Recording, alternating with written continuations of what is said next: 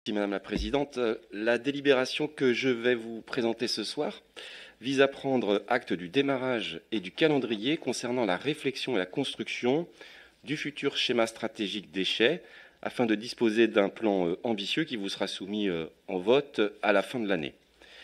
Notre ambition politique, chers collègues, est de faire de Rennes Métropole un territoire pilote de la transition écologique et la stratégie déchets en est un plan important. Alors notre objectif à horizon 2030, un territoire zéro plastique, zéro jetable. Nous adopterons donc pour cela, fin 2021, une stratégie déchets sur les 10 prochaines années. Si l'on regarde déjà le chemin parcouru, et c'est ce que vous voyez affiché à l'écran, en 10 ans, de 2010 à 2019, nous avons réduit nos déchets de 4%. C'est bien, mais c'est peu, en tout cas pas suffisant au regard de notre ambition. L'objectif que je vous propose ce soir, qu'elle est aussi sur des objectifs réglementaires, notamment sur la loi AGEC, la loi anti-gaspillage et économie circulaire, est de diminuer d'ici 10 ans de 12% l'ensemble de nos déchets ménagers. En clair, nous devons faire 3 fois mieux à horizon 2030. Comme vous le voyez, l'objectif est ambitieux. Il est ambitieux mais réaliste. Il est à notre portée, si nous nous en donnons bien sûr les moyens.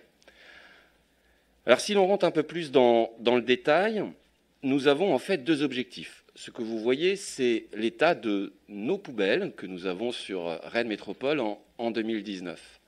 469 kilos, c'est ce que nous produisions jusqu'à l'année dernière, par an et par habitant.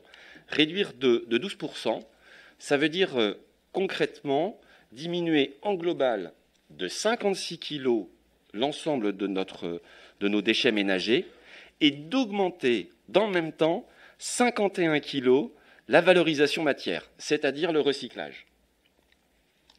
En clair, ce que je vous le disais, réduire de 12% et augmenter de 60% l'ensemble du niveau de recyclage. Pour vous dire que l'ambition est forte pour les années qui viennent.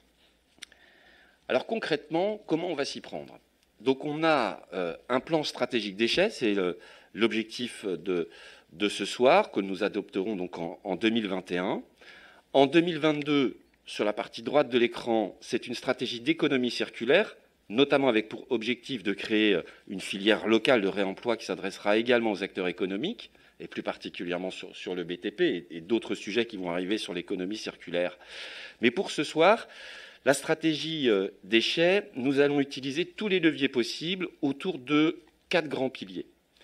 D'abord, le service qualité aux usagers. Un pilier sur la valorisation globale des déchets, le changement de comportement et bien sûr des sujets transversaux qui vont rejoindre l'ensemble de ces piliers. Entre les deux, entre le schéma stratégique déchets, la stratégie d'économie circulaire, comme vous le voyez, il y a également le schéma de réemploi, puisque c'est à la fois des déchets, à la fois de l'économie circulaire. Donc on aura un document qui fera partie du plan stratégique déchets, mais qui sera plus approfondi directement. Sur le service qualité usagée, on parle de l'optimisation de la collecte des biodéchets, je sais que certains sont très intéressés sur le sujet, l'organisation des déchetteries, les moyens alternatifs aux déchetteries. Sur la valorisation, bien évidemment, l'organisation de nos déchetteries pour mieux valoriser, le geste de tri, vous avez bien deviné le recyclage, la valorisation des biodéchets, la coopération entre territoires, qui va être un axe important de cette stratégie, et bien évidemment des questionnements autour de la gratification. Quant au changement de comportement, tout ce qui est autour de la communication, des animations sur le territoire, le compostage, les solutions alternatives. Vous voyez au-dessus un sigle, le PLPDMA, c'est le plan local de prévention des déchets ménagers et assimilés, puisque nous allons profiter de cette stratégie déchets pour avoir un document réglementaire qui est obligatoire, qui est un plan local de prévention.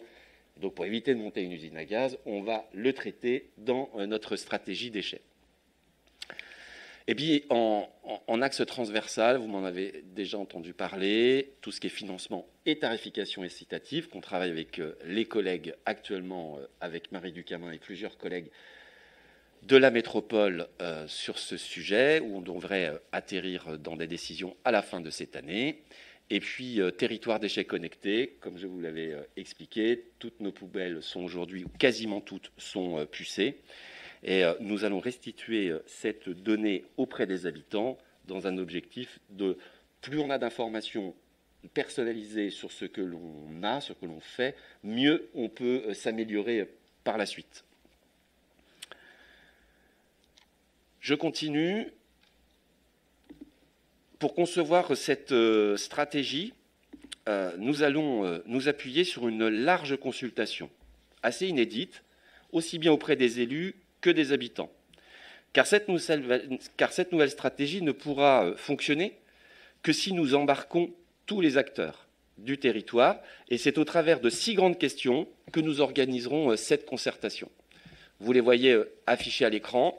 Comment prolonger la durée de vie de mes objets? On pourra travailler toutes les questions autour du réemploi et de la valorisation. Comment renforcer le geste de tri des déchets du quotidien? C'est toutes les questions autour du tri à la source, du biodéchet, des changements de comportement.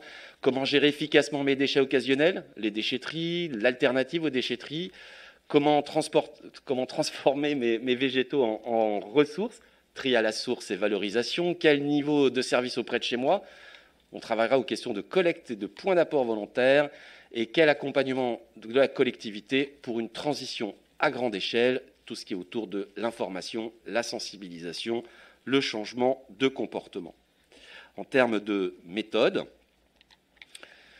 vous avez le planning de la démarche, de cette concertation que nous allons lancer dans les semaines qui viennent. Tout d'abord, concerter au niveau des élus, avec la constitution d'un groupe projet dès le mois qui vient. Ensuite, un séminaire spécifique pour l'ensemble des élus de la métropole, pour celles et ceux qui sont intéressés sur le sujet. On reprendra entre septembre et novembre des réunions du groupe projet et un séminaire de synthèse pour l'ensemble des élus. Pour les usagers, nous commencerons dès le mois de juin avec la création d'un comité usager qui aura pour vocation à durer, et on utilisera également le site de la Fabrique citoyenne comme support de boîte à idées. Donc ce sera une version dématérialisée. Comme vous le savez, avec notre pandémie, ça sera la meilleure méthode.